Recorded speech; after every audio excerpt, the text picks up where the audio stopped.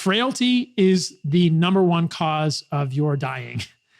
And you will avoid frailty by eating meat and organs along with good sources of carbohydrates.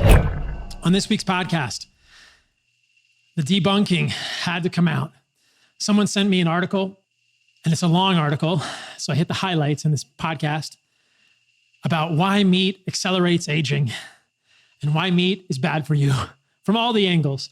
So I thought it was kind of a comprehensive article that I would attempt to debunk as best as possible to provide more evidence for that for you all. I've done multiple podcasts with vegans in the past, and this is more evidence in this podcast, more things for you to chew on about why meat is not harmful for humans, but that meat and organs desiccated like hardened soil or fresh are essential for every human who hopes to be optimal. So enjoy this podcast. It's essentially a takedown of most of the vegan plant-based arguments about why meat is bad for your health. On to the podcast. I get asked frequently to do more debates with plant-based advocates. And in the show notes, I will put a link for previous debates I've done with plant-based advocates, vegans, etc. I've done multiple episodes with this on the podcast, including plant-based advocates like Joel Fuhrman and many others. But these are difficult to do for a variety of reasons. It's difficult to get vegans and plant-based advocates to actually come on the podcast. It's difficult to get them to agree to a debate in the first place. And it's difficult to find platforms when they won't come on my show that they're happy with. So in lieu of more of those plant-based debates, though I hope more will happen in the future, this week I will tackle head on a pretty crazy article that was sent to me by someone in email talking about why animal protein-rich diets accelerate aging. And wrapped into this article is a lot of conjecture. There's a lot of epidemiology and observational evidence, and a lot of, I would say, false paradigms, false thinking around all of this that creates a total house of cards. I've done a podcast on longevity in the past. Please refer to that one if you would like lots of detail here. Having said that, this podcast will be very detailed. There will be a lot of articles in this podcast, and it will be complex. So I'll do my best throughout it to stay high level, but there's no really high level way to do this. But I thought this article was a good summary of almost all of the plant-based arguments I've seen, almost all of the anti-meat arguments I've seen. And a lot of it is starting to take this longevity angle. So let's attack it head on and really try to get to the bottom of this. As always, don't take what I'm saying as gospel or canon. Do your own research, think for yourself, and ultimately do your own experiments. See how you feel best, because I think that that will be the ultimate arbiter for you. I was speaking with Bear Grylls, who's a friend of mine, via text this morning. He sent me another podcast on why carnivore diets are horrible. And I said to him, hey man, I've seen all these arguments before. They're very complex for people to really understand the science. And he said, yeah, I agree. I think that basically look at nature was his perspective, and I agree with him. And I think you'll see what's going on. So that's why I've tried to incorporate anthropology in the past, why I went to visit the Hadza in Tanzania. And at a high level, though it's not a randomized, double-blind, placebo-controlled trial, looking at hunter-gatherers, we always ate meat as humans, undeniably. We continue to eat meat as humans, as hunter-gatherers, and there is no tribe on earth that doesn't eat meat, that has been successful as vegetarians. Looking at Weston Price's work, you can see that tribes who ate more plant foods were generally shorter, less muscular, and less robust than tribes that ate more animal foods. So again, this is just historical evidence, but I think it creates a frame for this entire discussion and gives us some semblance of a reality check so we don't get too lost in the data. But I'll try to bring us back to reality throughout this podcast as well. So this is the article that I'm going to be going through in this podcast. It looks like it was just published in January of 2023, so very recently. The title is Why High Animal Protein, in parentheses, Carnivore Diets Accelerate Aging. Obviously, I don't believe high animal protein diets accelerate aging or are harmful for humans really in any way, shape, or form, but let's just set a couple of ground rules at the start. What is high animal protein? Well, I would recommend that you get 1 gram of animal protein per pound of body weight. Most people would say that's a high animal protein diet. I don't think plant protein is really worth much of anything. It has a much lower DIAS, much lower digestible, indispensable amino acid score, and it comes with all of the other negative baggage of plant proteins, anti-nutrients, lectins, oxalates, phytic acid, digestive enzyme inhibitors. These compounds, many of them will inhibit mineral absorption and create nutrient deficiency, even beyond the minerals that many of these plants contain. So I'm not a huge fan of plant proteins, lectins, damaging the gut, etc. If you want protein, why not just get it from animal foods and organs like your ancestors always have? But there is a group of people who believe this is bad for you. And as I mentioned earlier in the podcast, this seems to have found some camaraderie in the longevity movement. So I will do my best to debunk this and show the case that I believe is on the other side of this issue. So right from the outset, I think it's also important to clarify that I do not eat a strictly carnivorous diet. I think the word carnivore diet is interesting. I think that the spirit of the terminology carnivore means that you're getting the majority of your nutrients from animal foods. And I certainly do that. I've done that for the majority of my life, probably, except when I was a vegan. And I've told that story in the past. But even when I was on a paleo diet, I got the majority of my nutrition from animal foods. Right now, most of you know I eat what I've termed an animal-based diet to distinguish it from a strictly carnivorous diet. A strictly carnivorous diet is something that is meat and organs and animal fat and salt. I did that for about a year and a half and ended up with issues related to long-term ketosis that I've discussed in previous podcasts. Adding back low toxicity carbohydrates in the form of fruit, honey, raw dairy, and maple syrup and helped with that enormously. And I feel like there's a good happy medium here. An animal-based diet is meat and organs as the centerpiece. An animal-based diet is animal foods as the centerpiece, meat, organs, eggs, dairy, cheese as the centerpiece, and then carbohydrates from the least toxic sources of carbohydrates, namely fruit. The colorful parts of plants, which are fruit juices, honey has a lot of good evidence for it that I've shared in the past. Even maple syrup appears to be totally benign or even beneficial for humans because it's a good source of manganese. So this is an animal-based diet. I think it allows a lot more people to come into this world of a diet that is free from what I believe are the most toxic plant foods, the vegetables, the leaves, the stems, the roots, the seeds of plants, and still get lots of nourishment and still get carbohydrates and avoid the complications of long-term ketosis. Those are things I've discussed in previous podcasts. I'm not going to go into them in great detail here. Please refer to those in the past if you want to understand any of those individual pieces. So looking at this article, they say, we understand why many carnivore diet fans have strong opinions about plant-based diets and why plant-based dieters sometimes vehemently oppose meat-based diets. But both have some good points and some bad points. So at least in this article, they're admitting that plant-based dieters are not the be-all and end-all, but they definitely take a plant-based perspective in this article, as you will see.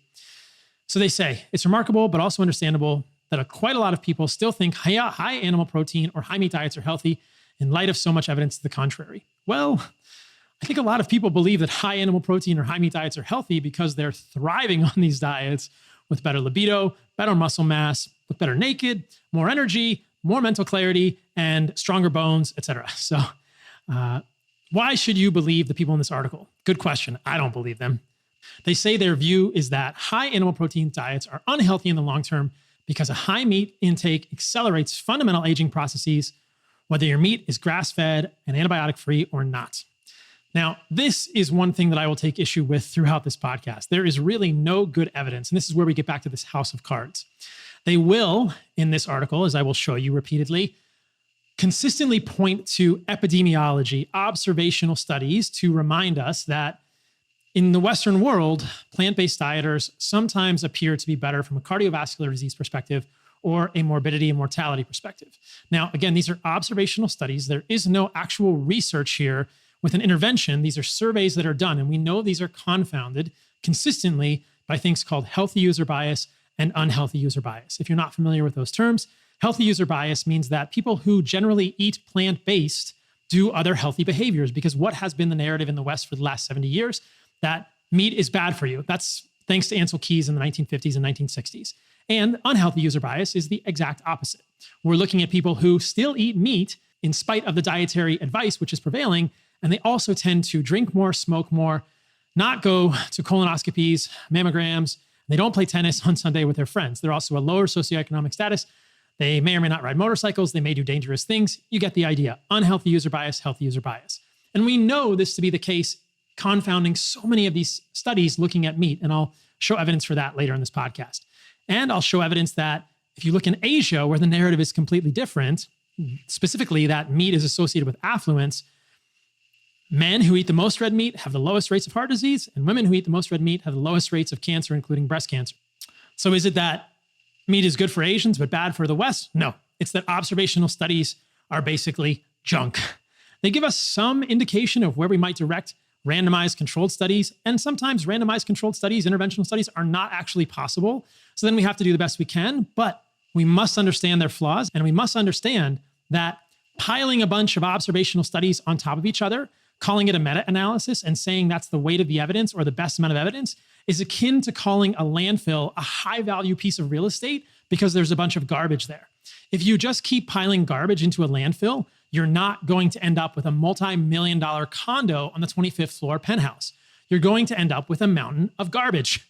And that's essentially what most meta-analyses of epidemiology are, because every individual piece of that meta-analysis, every individual study is epidemiology. Now, to be fair, I have used epidemiology studies in my book, The Carnivore Code, in my reels on Instagram, in my YouTube videos. I always include the caveat that these are observational studies, and I challenge people to suggest ways they might be confounded. Specifically, let's take an example.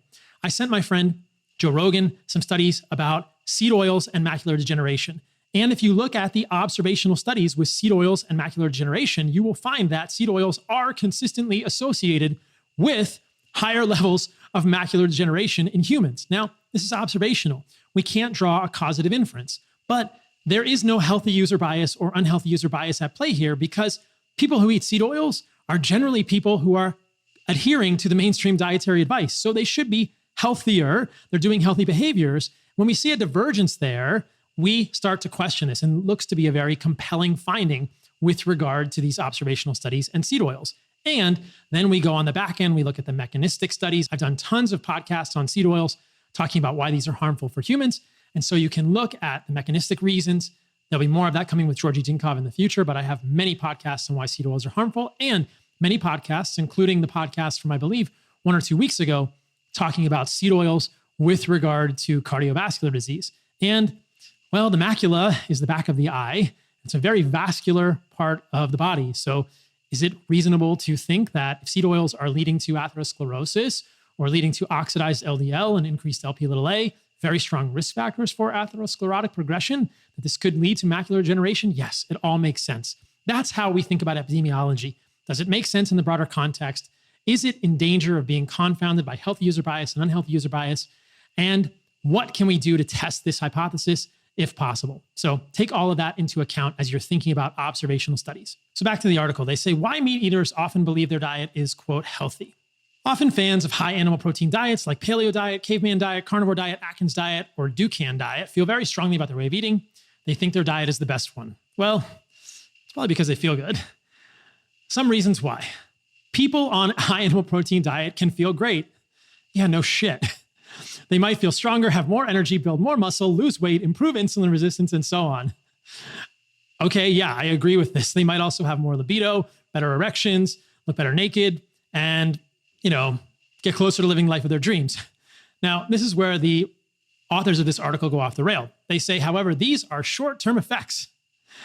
Okay, yes, they are short-term effects, but their next statement is where they really go off the rails. Looking at the long-term effects of high animal protein diets stretching over decades, it would be clear that this kind of diet accelerates aging and can increase the risk of aging-related diseases, including heart disease and cancer. And they give no references for this. So this is where they've essentially admitted that people who eat significant amounts of animal meat and organs feel good, look good, perform well. That's really indisputable. You can look at strict vegans who don't take tons of synthetic protein powder, who don't use anabolic steroids, and they're basically sarcopenic, meaning they're skinny fat. They have not a lot of muscles on their body. They often have kind of guts from bloating and gas or whatever. Don't go on any long car rides with vegans. That's my tidbit of advice to you all. And so it's very difficult to make an argument that animal protein is harmful in the short term. So the only argument left for plant-based or vegan proponents to make is that they must be harmful in the long term. The only problem is that there's never going to be a randomized, controlled, long-term study. So what are we left with? Oh, we're left with epidemiology, observational studies, and we know the flaws of those. And the studies that contradict the advanced narrative that plant-based diets are healthier are left out, like the study on Asians and their benefits from meat. Let me show you that study right now. I've shown this one in the past many times, but the title is Meat Intake and Cause-Specific Mortality, a pooled analysis of Asian prospective cohort studies. This study looked at close to 300,000 participants, and I will read their conclusion. Ecological data indicate an increase in meat intake in Asian countries. However, our pooled analysis did not provide evidence of a higher risk of mortality for total meat intake and provided evidence of an inverse association with red meat, poultry, and fish and seafood. The people in Asia who ate more meat died less.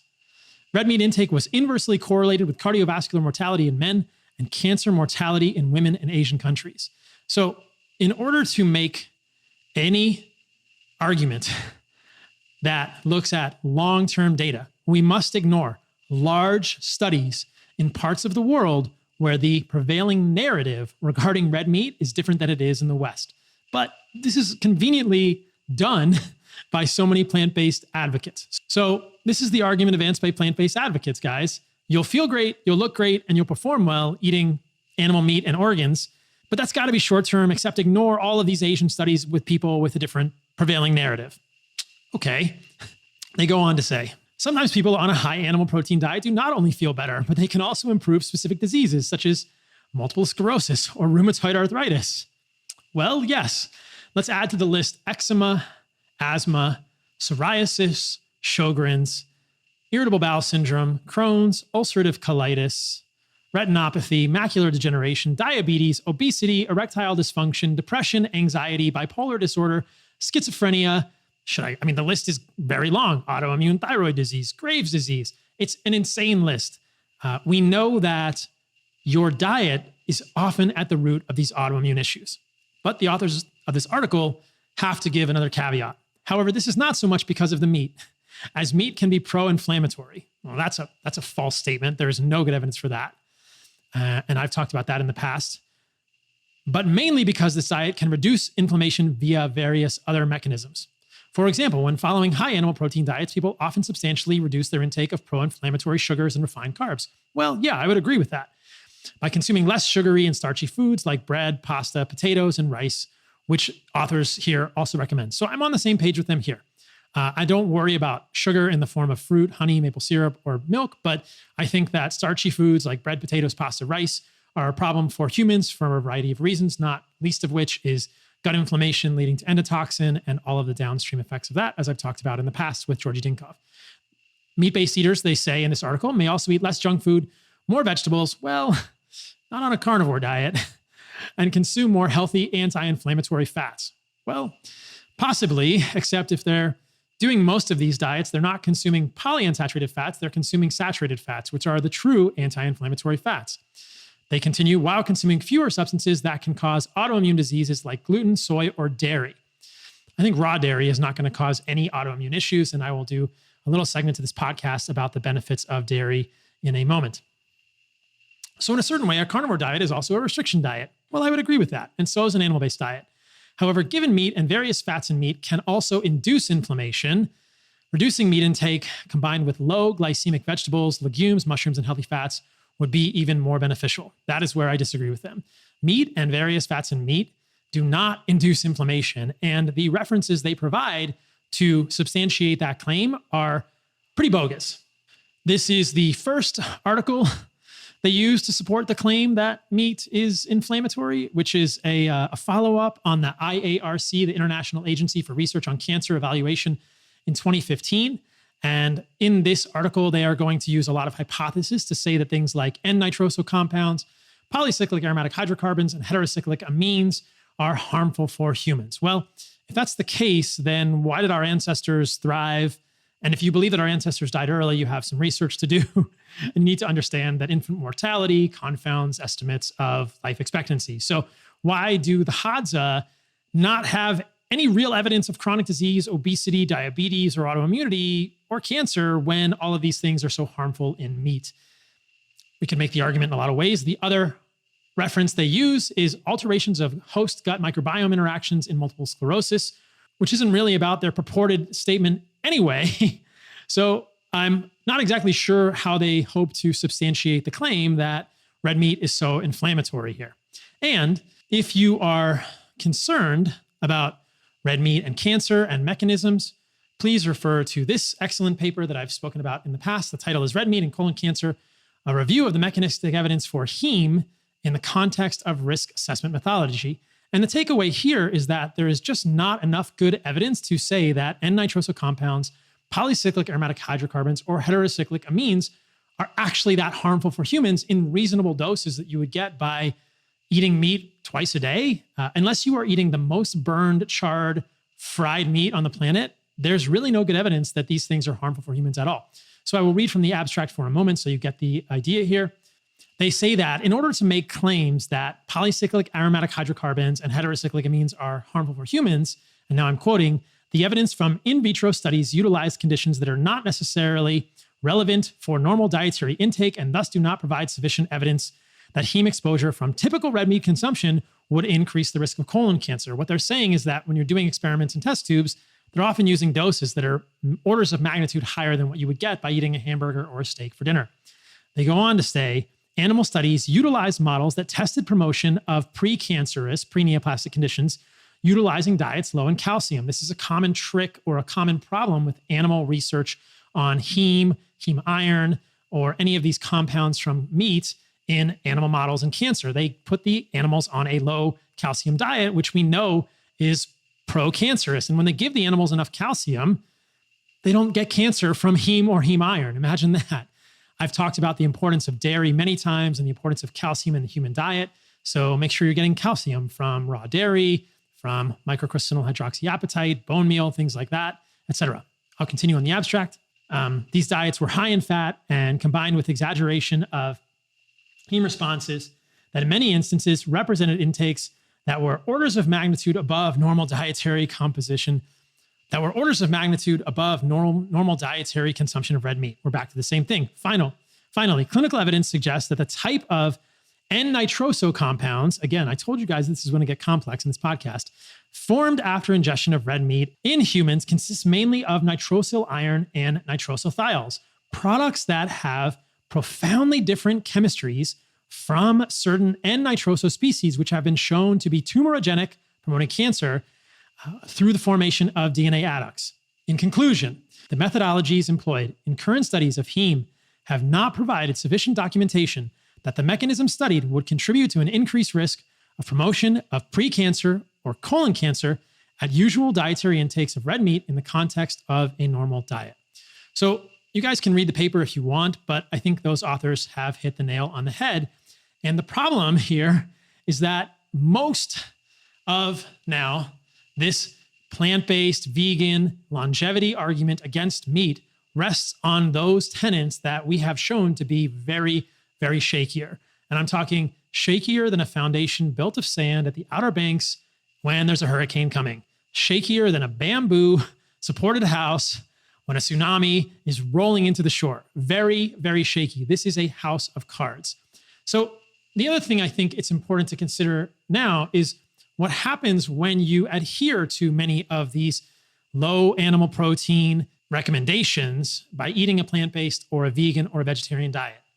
Well, there's really good evidence that when you reduce animal protein and replace it with plant protein, you become more frail. So how is frailty going to get you longevity? I don't know. I don't understand these arguments in the first place, but I'll show you studies to support that claim. We can start with this one, which is titled Partial Replacement of Animal Proteins with Plant Proteins for 12 Weeks Accelerates Bone Turnover Among Healthy Adults, a randomized clinical trial. You guys get the idea.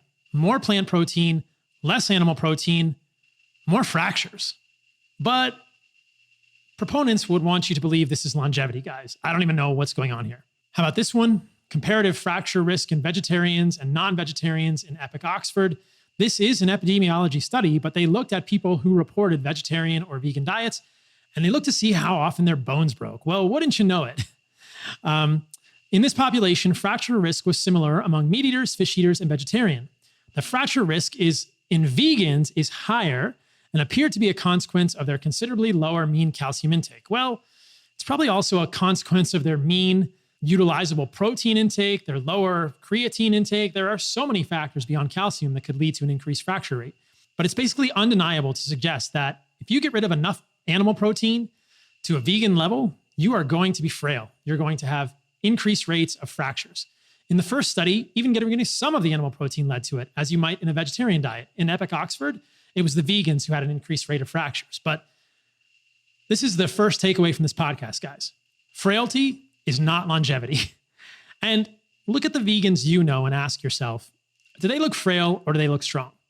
I'm not going to answer it for you. I'm just going to ask you the question and you can decide for yourself. Even look at the vegetarians you know. How frail, how strong. Now, to add a caveat to that, let's just think. I think that eggs and milk and cheese are incredibly nutritious foods for humans. There is a way to do a vegetarian diet in a very healthful manner. If you ate eggs and you ate milk and you ate cheese, you could probably do great. I'm not stoked about the absence of organs, specifically things like liver and heart, for choline, for biotin, for riboflavin, for coenzyme Q10, for peptides, for testosterone in the heart, which is beneficial for both males and females. But listen, you could do okay with a vegetarian diet. Now, I think not all vegetarian diets are created equally, just like not all vegan diets are created equally, just like not all carnivore diets or animal-based diets are created equally. But you get what I'm driving at here. I don't think a vegetarian diet is ideal because muscle meat and organs are critically valuable sources of nutrition for humans. And to remove those from your diet is to remove some of the most nutrient-rich foods on the planet. The authors of this article take a little dig at folks like me, saying proponents of high animal diets are often not very knowledgeable about biogerontology, the science of aging. They are unfamiliar with the effects of high animal protein intake on important aging pathways and mechanisms. Well, here's my opinion. Biogerontology, the science of aging, is like this. It's just hand waving. It's voodoo. It's basically epidemiology and animal studies, which are not translated to humans. So I hope that I'm reasonably well informed about this science, but these authors don't believe that anyone who would eat this much meat could be. They say that sometimes high animal protein proponents draw on their own experiences after following a plant-based diet. I wonder if they're writing this article about me. Often they felt worse on such a diet, which can indeed be the case, since a more plant-based diet, especially vegetarian or vegan, can cause deficiencies and other problems, as we will discuss later. Well, at least they admit that, because that's a real major risk. But what's strange and kind of ironic is that they basically are advocating for a plant-based diet in this article. Continuing, they say carnivore dieters assume that in prehistoric times, people ate a lot of meat. A high meat-based diet is best for humans because of this. The two main flaws in this reasoning are, first, scientists don't know if prehistoric people really ate a lot of meat. Well, we sort of do know people ate a lot of meat. And I've talked about this many times in the past. There are lots of good studies looking at stable isotopes in the remains of Neanderthals and in the remains of coexistent Homo sapiens from 40 to 50,000 years ago. This paper is titled Exceptionally High Delta 15 Nitrogen Values in Collagen Single Amino Acids Confirm Neanderthals as High Trophic Level Carnivores. If you go down this stable isotope rabbit hole, you will find that there are multiple studies now to suggest that, again, both Neanderthals and coexistent Homo sapiens were getting the majority of their protein from animal foods. So suggesting that our ancestors were not eating a lot of meat is, again, just hand waving. There's a lot of evidence to the contrary for that, and all hunter-gatherers on the planet existing crave meat. They seek meat all the time. So why would our patterns have changed in the last few thousand years of recorded history? I don't know. It doesn't make any sense. Their second point is valid, and let's address it. Second, even if prehistoric people ate a lot of meat, this does not mean it is healthy. Well, this is getting into the false philosophical narrative that these longevity, quote, experts often will put forth. Nature does not care about us living a long life, they say. It mainly cares about people reproducing as soon as possible. What happens after this is no worry for nature. In fact, that's the reason why aging exists. They're making some pretty bold claims here, I think. It's a little bit, they're a little bit they're a little bit in left field. So what we know about at least current tribes of hunter-gatherers is that they live as long as we do, with much better vitality and what is called squaring of the morbidity curve into old age. Estimates of hunter-gatherer life expectancy are confounded by high rates of infant mortality among these people. This means that because many children and infants die, we average all that together and say their life expectancy is low. Well, that's not really accurate, because it turns out that being a wild human is dangerous, and some technology that we have as humans today does improve our infant mortality and allows us to move through childhood, a very vulnerable time in our lives, to adulthood. Life expectancy beyond adulthood really tells us about chronic disease, which is what we're talking about. Infant mortality and childhood mortality tells us about dangers in the environment, tells us about septic systems, and tells us about getting bitten by snakes or falling off of cliffs or getting stolen by leopards in the middle of the freaking night, which is what we're afraid of as humans after hundreds of thousands of years of evolution. Why do babies in cribs separated from their parents cry all night? That's a whole separate topic. But they just pile it on here. So even if people in prehistoric times consumed lots of meat and this increased their risk of getting a heart attack when they were 60, this would not be a problem, given most prehistoric people didn't get the chance to get so old. Well, they probably did. The Hadza lived to be 70 or 80, just like us. So these authors are pretty uninformed. We humans, however, have another agenda than nature. We want to live long and healthy life. I agree. And I would add to that, we also want to live strong and be vital and not be frail. So now the authors of this article go on to have 51 points, many of which are redundant and many of which use the same sort of ineffective epidemiologic references, but I'm going to hit some of the high points that they're noting and talk about why I think that they are sort of full of, what do we say, compost? Yeah. Life changer. Check out this amazing review on mood, memory, and brain from Heart and Soil. I've been taking mood, memory, and brain for approximately 2 months. I just started my new career as a registered nurse working night shift. It has been a very difficult adjustment. Since April of 2018, I've felt disconnected from life, depressed and anxious, like something was wrong with me mentally, and I had perpetual brain fog. I considered trying therapy and maybe even antidepressants. When I started my new job, I had horrendous anxiety before coming into work and my mood was very low. The person I am now is a whole new being. Taking mood, memory, and brain has and continues to improve my overall well-being. My brain fog is fading and I'm finding my old self again, the self who was bubbly, witty, and happy. I can't even begin to thank Heart and Soil for what they've done for me. Thank you, thank you, thank you. Mood, Memory, and Brain contains desiccated brain, liver, and bone marrow. And this is one of our most popular supplements at Heart and Soil. As I've spoken about on the podcast many times, there are incredible benefits to taking desiccated brain. If you heard last week's podcast with Georgi Zinkov, there are unique hormones in the brain, including pregnenolone, and there are cofactors that have been studied to improve cognitive decline as we age. You can find Mood, Memory, and Brain and all of our supplements at heartandsoil.co. They're all grass-fed, grass-finished, regeneratively raised, and always packaged in glass because plastic is bullshit. So right from the beginning, they say, there are numerous studies that show that people who follow a plant-based diet live longer. And they have these references here, and every single one of these references is epidemiology. Okay. And so the problem is that in this case, it's very easy to ignore all of the studies, which are invariably epidemiology, which do not suggest increased longevity in vegans and vegetarians. This is the definition of cherry picking, saying these are the epidemiology studies that I would like to show to prove my point and ignoring the ones that counteract my point. So this gets back to the idea of healthy user bias and unhealthy user bias and why these are so dangerous.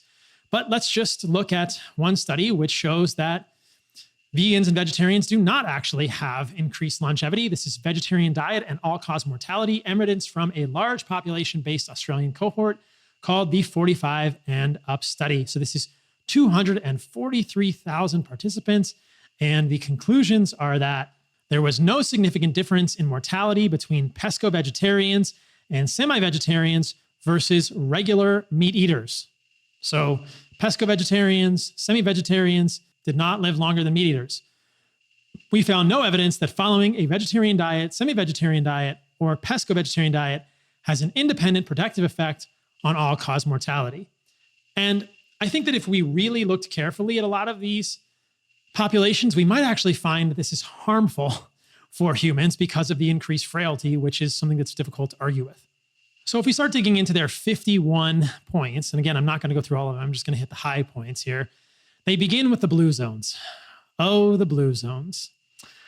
What do we say about the blue zones? Well, they make the claim that there is no longevity zone in the world where people live longer by eating lots of meat or animal protein. I mean, that's just completely false. What about Iceland? I mean, there are people who live long all over the world who have high protein diets. So these authors are completely in left field. Longevity zones, also called blue zones, are areas where people live considerably longer. What all blue zones have in common is that people consume few animal products. Oh, really? Is that true? Is that why people in Ikaria have a dish called gamo piblafo, which is made with goat, and that animal foods are a huge part of the Icarian diet? Is that why people in Sardinia treasure a local type of pastured pig known as sarda pig and make it into a local dish known as porcedu? Is that why among Japanese elderly, there were no centenarians in the vegetarians? And I will show you that reference in a moment. And is that why people in the Nicoya region of Costa Rica, among which only males have a exceptional longevity, though that's never talked about in the Blue Zones propaganda, these people eat more meat and more animal fats than their cohort in San Jose or the rest of Costa Rica. And I happen to know this firsthand because I live in Costa Rica. So the blue zones are something I've talked about in previous podcasts. They are basically a very clever false narrative. They're a false characterization of how people live in certain areas and how that may contribute to longevity. So basically, anytime I hear someone say blue zones, I just think that these people have, number one, never been to any of the blue zones, never eaten food with people in the blue zones, and number three, never actually done the research to substantiate any of the claims by Dan Buettner and others, who openly admits that people in the blue zones eat meat, but this just wasn't part of his narrative, so he left it out. The finding regarding the Japanese elderly in Okinawa, that there were no centenarians among vegetarians, is so striking that I want to provide the reference. It is called Nutrition for the Japanese Elderly. The last author is Y. Suyama. And if those of you are watching on YouTube, I will show you the part of the paper where they actually say this very clearly. Unexpectedly, we did not find any vegetarians among the centenarians. The second survey for Japanese centenarians in 1975-1976 showed a similar dietary pattern. Okay, so I do not understand how anyone can claim that Okinawan people who are part of a blue zone have any contribution to their longevity by eating limited quantities of meat when there are no vegetarians among the centenarians. This flies in the face of many of these blue zones claims. The authors, however, double down, saying most people who reach a very old age, e.g. centenarians, do not consume a lot of animal protein. I don't even know where they get this. I mean, none of the studies that they reference here provide any sort of actual substantiation for that claim. They go on. Most studies clearly show that consuming a more plant-based diet is much healthier than a diet high in animal protein. Again, epidemiology, epidemiology, epidemiology, all the way home. There is no solid evidence to substantiate their claims. Protein accumulation is one of the hallmarks of aging. Yes, protein accumulation may be one of the hallmarks of aging, but eating protein in your diet leads to a lower fracture risk, less sarcopenia. There's absolutely no evidence that eating animal meat plays any role in the accumulation of amyloid and Alzheimer's, heart failure, or blood vessel aging, etc. In fact, the reverse is probably true. We know that, I would say, blood vessel aging is intimately connected with polyunsaturated fatty acids found in plant foods and seed oils. They go on to say a high animal protein diet can accelerate this process, and the only studies they can use to substantiate this claim are protein restriction studies done in mice who are triple transgenic as part of an Alzheimer's disease mouse model. So what we have are severely inbred mice, triple transgenic. They're called 3XTGCRND8 mouse mice. So these are the triple transgenic mouse model of Alzheimer's disease, and that is the only evidence they can use to substantiate the outlandish claim that a high animal protein diet can accelerate the aging process, when in fact we know that, at least according to epidemiology, vegans and vegetarians tend to have higher levels of advanced glycation end products than meat eaters. Consider this study looking at the plasma levels of advanced glycation end products in healthy, long-term vegetarians and subjects on a Western mixed diet. And what you'll find is that both fluorescent advanced glycation end products and carboxymethylysine levels, that's another advanced glycation end product levels, were significantly lower in omnivores than vegetarians. Okay. How can anyone who is a biogerontologist who claims to be so aware of the science, ignore that finding. If we're talking about animal protein contributing to aging or the accumulation of proteins, how do we find more advanced glycation end products, carboxymethyl-lysine, markers of aging that very few would debate in vegetarians? Well, I don't know. This is why I'm doing this, because I think this article is worth debunking. So if we go back to this article, they say, restricting protein extends lifespan. Well, those are all studies done in mice, and they are restricting protein in animals who are fed a garbage diet. And then they'll say restricting calories extends lifespan. Restricting the amino acid methionine extends lifespan. Well, yes, it does when you feed mice a crap diet, but what they neglect to tell you is that you don't have to restrict methionine if you just give mice enough glycine, something I've talked about many times in the past. The idea that a glycine deficient diet will mimic excess methionine, and you don't want excess methionine. Thankfully, if you are eating meat with any amount of tendons or connective tissue ground into it, like ground beef or all of the little connective tissue pieces of a steak, then you will be getting enough glycine to balance your methionine. You can also use things like collagen, et cetera. So many of the proponents of meat restriction or methionine restriction will not tell you that simply supplementing glycine abrogates all of the negative effects of excess methionine. And again, we're looking at mouse or rat models in contrived situations where these animals are fed a baseline diet of garbage. I just want to rehash something I've discussed in a previous podcast, which is this idea that caloric restriction leads to longevity. So if you want more about this, go to the longevity podcast that I did. But here's the hot take. Caloric restriction only leads to improvements in metabolic function in humans when those humans are obese. We see that in the calorie trial. Those humans were obese with a BMI up to 27.3, though the authors didn't really say that, though the authors don't make note of that. So there are no good trials in humans showing that an otherwise healthy human benefits from calorie restriction. If you are eating a bunch of garbage, eating less of the garbage will be good for you. And we see this in animal studies as well. If you feed mice a garbage diet and then you give them less of that, they do better. Imagine that. The best illustration of this and the contrasting example that if you feed humans, hypothetically, but in this case, if you feed rhesus monkeys a ancestrally, evolutionarily consistent monkey diet versus a crap in a bag monkey diet, calorie restriction is only beneficial for the monkeys in the latter case. I'll say that again. There are two major studies of calorie restriction in rhesus monkeys, which will never again be repeated. One done at the NIH, one done at the University of Wisconsin. And if you read the abstract here, you will see that the National Institutes of Aging study detected no significant survival effect. And that is because the monkeys in that study were fed a ancestrally, evolutionarily consistent monkey diet. The new University of Wisconsin study reported a significant positive impact of caloric restriction on survival. These two studies should never be forgotten in our history. They will never be repeated.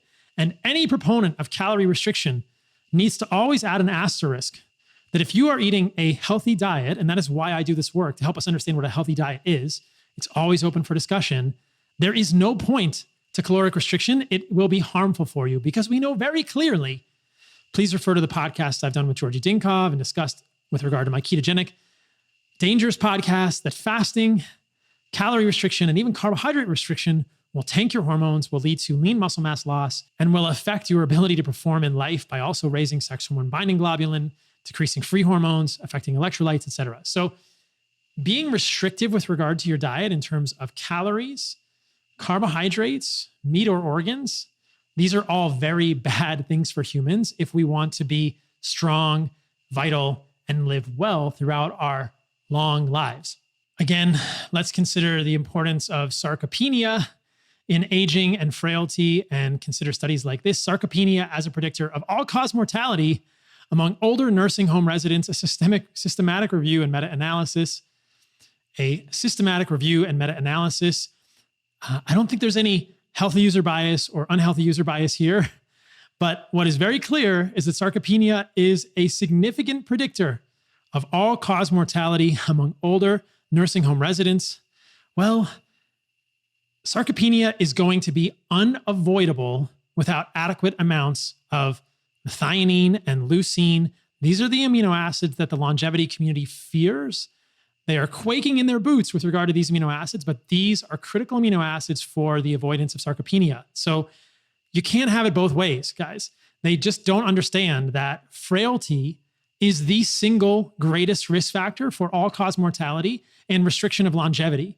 And you're not going to avoid frailty unless you eat significant amounts of processed plant protein that is made to look like animal protein, or you just eat animal protein because it is what humans have always been seeking throughout our evolution.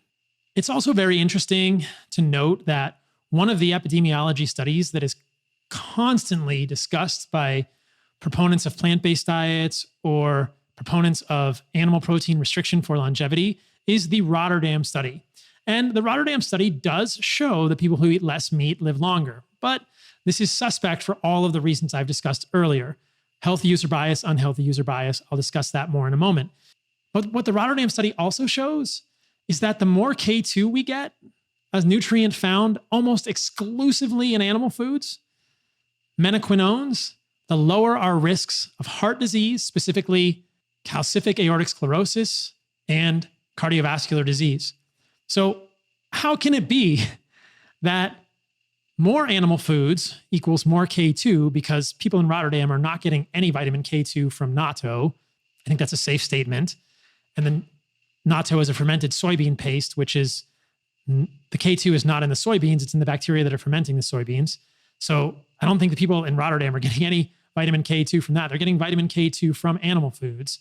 How is it that vitamin K2, a marker for animal foods, is at the same time a very strong predictor of lower rates of cardiovascular disease, but also leading to higher rates of death for people? Well, this doesn't really make a lot of sense because we know that animal foods are the source of K2. We know that the more K2 you get, the better your cardiovascular health. Is it possible that some of the people that also eat animal foods are doing unhealthy behaviors in Rotterdam, like smoking or drinking? I would say so. So this is the problem with epidemiology and the danger of these sorts of studies illustrated once more. Now, not to belabor this point, but it is really difficult to overemphasize the importance of understanding unhealthy user bias and healthy user bias in interpretation of these studies. This is a study that is called the Mortality in British Vegetarians. It is known as the UK Shoppers Study, colloquially. And what the researchers in this study found was that though across the whole population in Britain, vegetarians had a lower death rate than non-vegetarians, if the non-vegetarians with healthy behaviors were compared to vegetarians, there was no difference in death rate, which is to say that vegetarians had no better longevity than meat eaters with healthy habits. This is what we are saying. This is a clear illustration of the problem with healthy user bias and unhealthy user bias. The fact that many vegetarians often have healthy habits, which are great. And I think it's a very clear illustration of the importance of having healthy habits. Moderate amounts of exercise, probably some sunlight, community, regular medical care, though I would be a little bit skeptical of that one these days if your doctor just wants to give you medications. But it also helps to be of a higher socioeconomic status like most vegetarians are, and that leads to improvements in longevity. Likely not any avoidance of meat, because as we know, avoiding meat is going to make it very hard to not become sarcopenic as you age, and that is what makes you die. Authors of this article then go on to talk about signaling pathways that are aging pathways, mTOR, insulin, and IGF-1 pathways, claiming that animal protein activates important, quote unquote, canonical aging pathways. So what I would suggest the authors of this paper don't understand is that activating those pathways is essential for proper human growth and development. It's essential for proper reproduction. It's essential for proper vitality, libido, and strength throughout your life. And it's essential to avoid frailty as you age. And activating those pathways when you eat is not the same as having those pathways chronically activated or consistently activated in a state of insulin resistance. This is the problem. Oftentimes, we see that diabetics have elevated IGF-1, diabetics have elevated insulin resistance.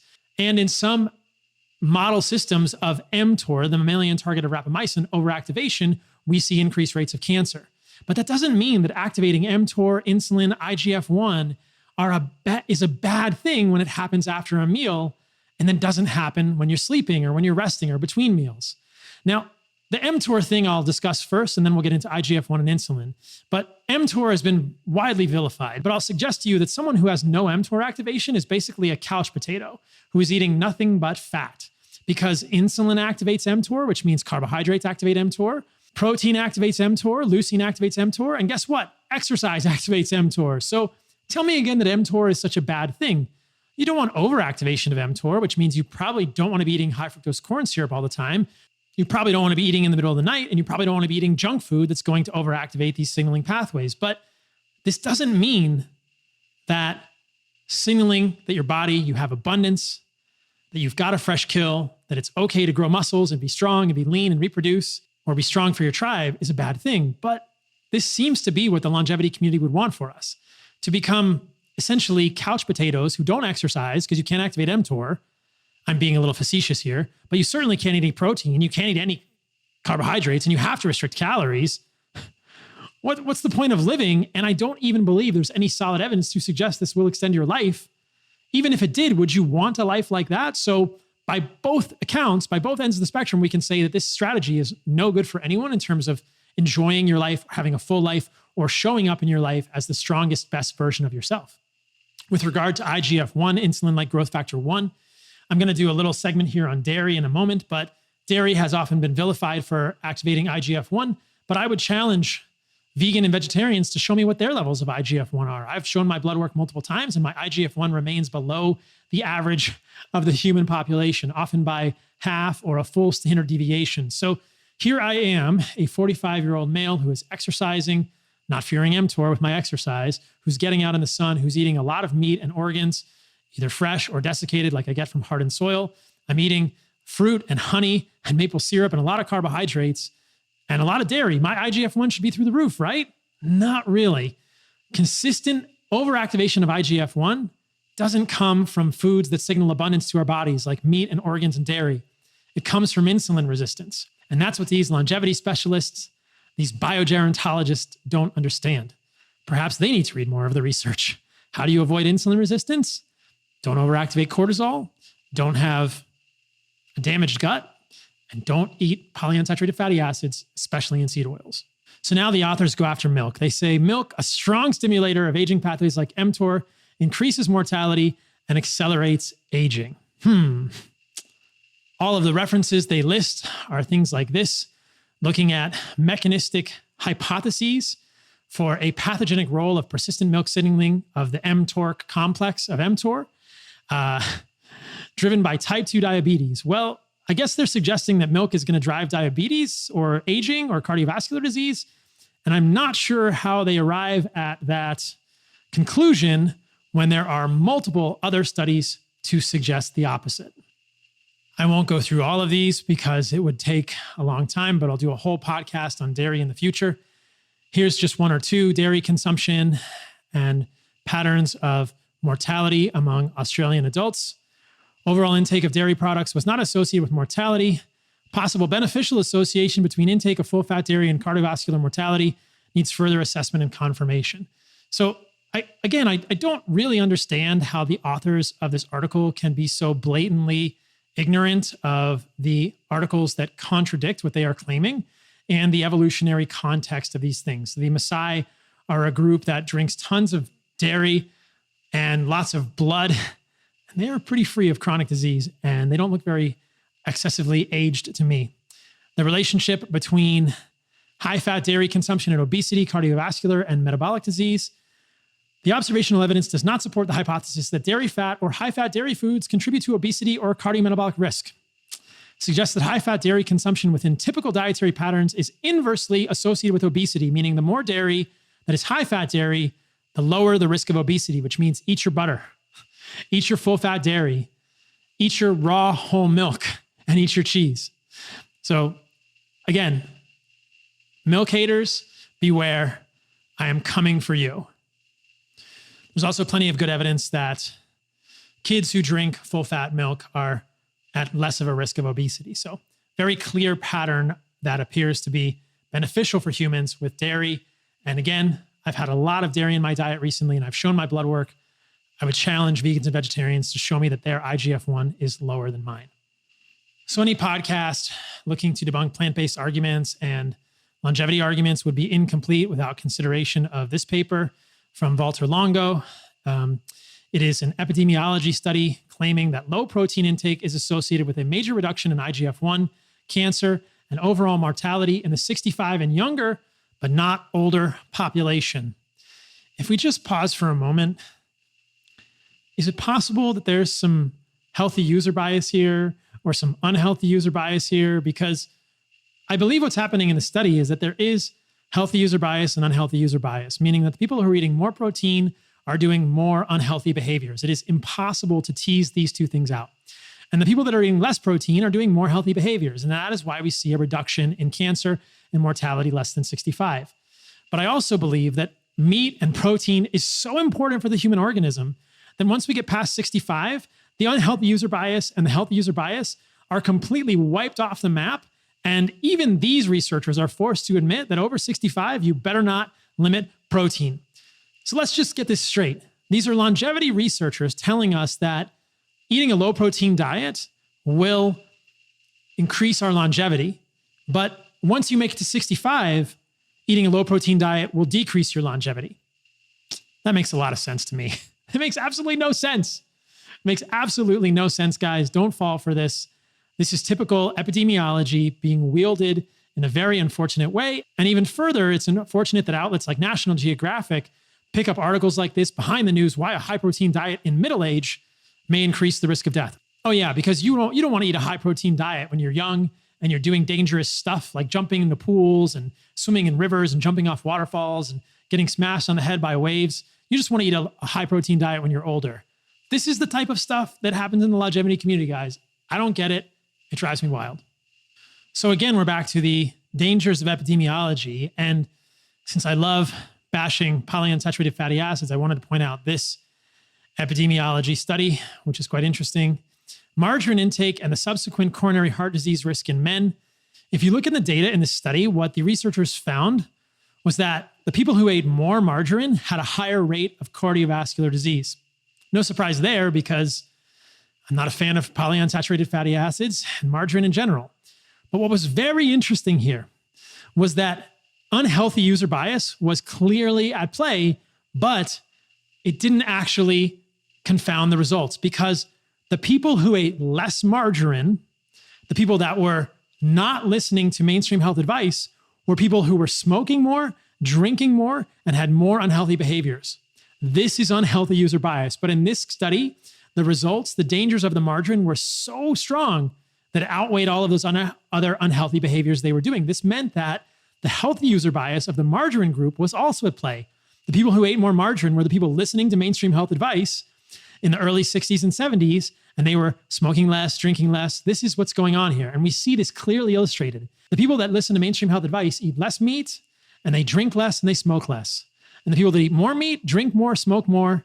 And when was the last time you went to a barbecue and ate just plain meat? Well, listeners of this podcast might have done that, but most people in America, because we're talking about the Western world here and most of this research, are going to barbecues and they're eating meat with sugar in it that may be high fructose corn syrup with seed oils. They're eating coleslaw with mayonnaise with high fructose corn syrup and seed oils. They're eating brownies with refined flours. So how many people do you know that are rebels, that don't listen to health advice, that just eat meat with nothing else, no junk food? And again, I'm talking about mainstream Westernized Americans, not health-conscious people making a distinct choice to eat a carnivore or animal-based diet.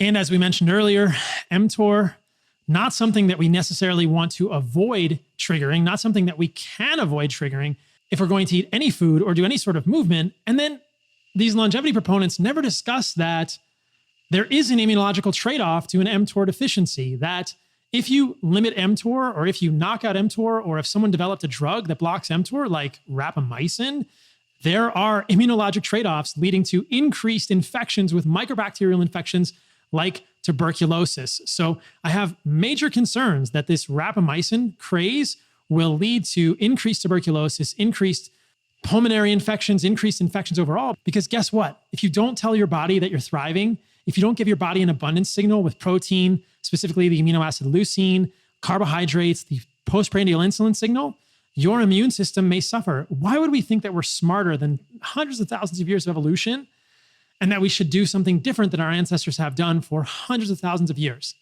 Because they look pretty healthy to me, and Western medicine is completely ignorant to this. I don't understand why anthropology is not taught in medical schools. That would, I think, create so much dissension among the medical students when they realize that there are still free living populations of humans on this earth that are free from chronic diseases as we know them today, that are rampant in our population. There are humans living on this earth that are free from obesity, that are free from diabetes, that are free from cardiovascular disease, that are free from autoimmunity, cancer, depression, dementia, etc. And guess what? These humans eat meat and organs and lots of animal fat and a good amount of carbohydrates because they'll eat honey anytime they can get it. I'm talking about the Hadza, the Ikung, the Yanomono in Brazil. So many populations around the globe illustrate this. This is a cognitive dissonance that would explode many of the mind of a medical student. So in the rest of this article, the authors generally repeat their claims over and over. And you guys are welcome to read this article online. You can see it here on YouTube if you want to go read this and look at the references. And you'll find that they are epidemiology, animal studies, and that the contradictory epidemiology is ignored. The animal studies are often transgenic mouse models, which probably are not that indicative of human evidence. And then there's hand waving, misinterpretation of the scientific evidence, and bad epidemiology by Walter Longo. Now, perhaps the most insidious part of this article that got me the most triggered was this part on meat, testosterone, and aging. They say that high animal protein diets lead to more testosterone in males. That sounds like a good thing to me. And then they say male sex hormones accelerate aging. What in the world are they talking about there? How could they possibly make that claim? These two references they have here talk about the evolution of sexually dimorphic longevity in humans, saying that in general, females live longer than males. Therefore, testosterone must accelerate aging, right? What?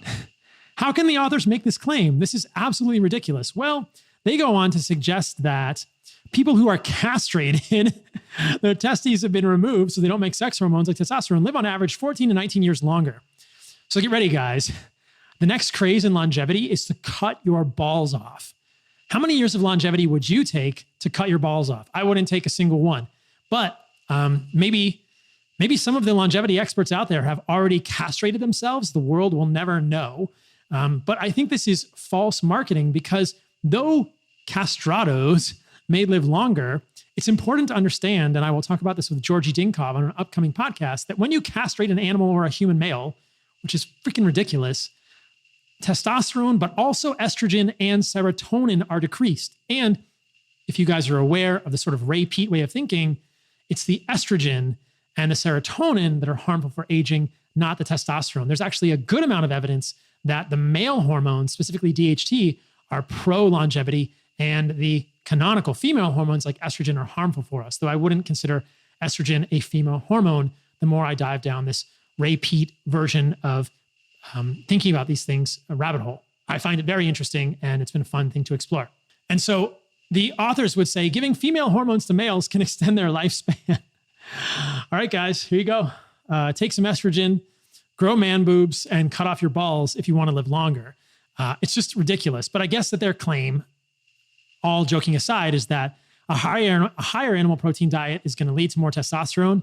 And then they're making these huge leaps, which are not supported by any solid science and actually have some important caveats to consider. The fact that castration removes multiple hormones besides testosterone and androgen, specifically estrogen, testosterone, et cetera.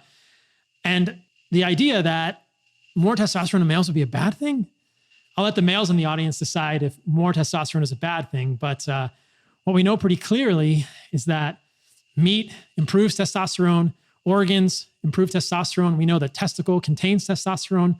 We had our whole package supplement at Heart and Soil tested by Informed Sports, and it contains bioactive androgens, including testosterone, because it's testicle. So athletes that are being drug tested should probably avoid that one, but the rest of us can benefit from a little extra testosterone in whole package from Heart and Soil. And then we also know that heart contains testosterone, which is found in many of our supplements at Heart and Soil, like Beef Organs or Warrior. So a few more gems in this article. Animal versus plant protein is the heading. And they go on to claim that rats were given plant-based soy protein while the other group received animal-based whey protein. We see that rats on the soy protein live longer. They said rats on the soy protein diet were also considerably healthier. Well, that's interesting. So not only do proponents of longevity, these biogerontologists, want you to cut off your balls or at least chemically castrate yourself, they want you to eat soy protein at the expense of animal protein. Well, that's strange. Do they know that soy protein makes monkeys aggressive? Increased aggressive behavior and decreased affiliative behavior in adult monkeys after long-term consumption of diets rich in soy protein and isoflavones. We know that isoflavones are phytoestrogens. Those are plant-derived estrogens. Okay, so soy protein is making monkeys more aggressive. It's also making chickens more aggressive. Development of pecking damage in layer pullets in relation to dietary protein source is the title of the article. Greater numbers and vigorous pecks pulls were observed in plant protein groups throughout the experiment, although they were significantly higher only between 13 and 16 weeks of age. So soy protein makes chickens peck and pull more.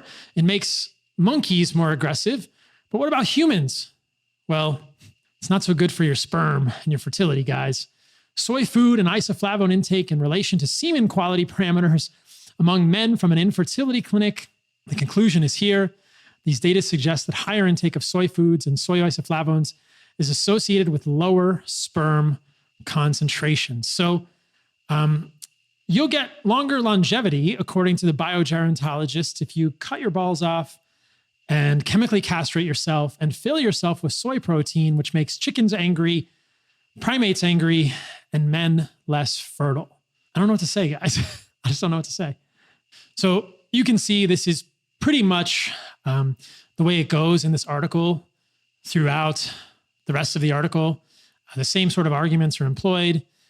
At the end, there's a couple that are too good to not mention. I guess because the authors of this article have so many epidemiology references, they felt like they could have a section on anecdotal evidence. And they say people who eat a lot of animal protein often look considerably older for their age. They look muscular and bulky, in quotes, but they often easily look 10 years older. This was hilarious because we know that vegans and vegetarians have more advanced glycation end products. And I would put myself up against any 45-year-old vegan, and you guys can decide who looks older. But it gets better. The hits keep coming. People who eat lots of animal protein often have a receding hairline or go bald because of the overstimulation of growth pathways, which depletes hair follicle stem cells. So if there is another human on the planet that eats more meat than me, it must be like Thor or one of these huge guys in the bodybuilding world, because I eat a lot of meat and my hairline is fine. And I mean, I don't know. You guys can tell me about receding hairlines here. This is Michael Greger, a prominent vegan advocate. I guess according to this article, they would say he looks much younger than me, even though I think we're almost exactly the same age. And Michael Greger's hairline is certainly better than mine. I'm being facetious. He's completely bald. And if you look at any pictures of this plant-based advocate where he's got his jacket off, you can see that he has a protuberant belly, which may be bloating or gas or who knows what. But they say becoming bald early can be a symptom of accelerated aging, which is also increases the risk of age-related diseases. So they're really grasping at straws now. I think that I'll use in the next debate with vegans, I'll use my hairline as the main point of contention. And then they go on to say bodybuilders who take large amounts of animal protein, growth hormone, and male hormones often die considerably younger and have a significantly higher risk of dying, as if the meat and organs they eat, which are completely evolutionarily consistent and totally nutrient rich, are equal contributors to their increased rates of younger death as the human growth hormone and steroids. So anyway, the end of this article really starts to reveal the quality of its construction.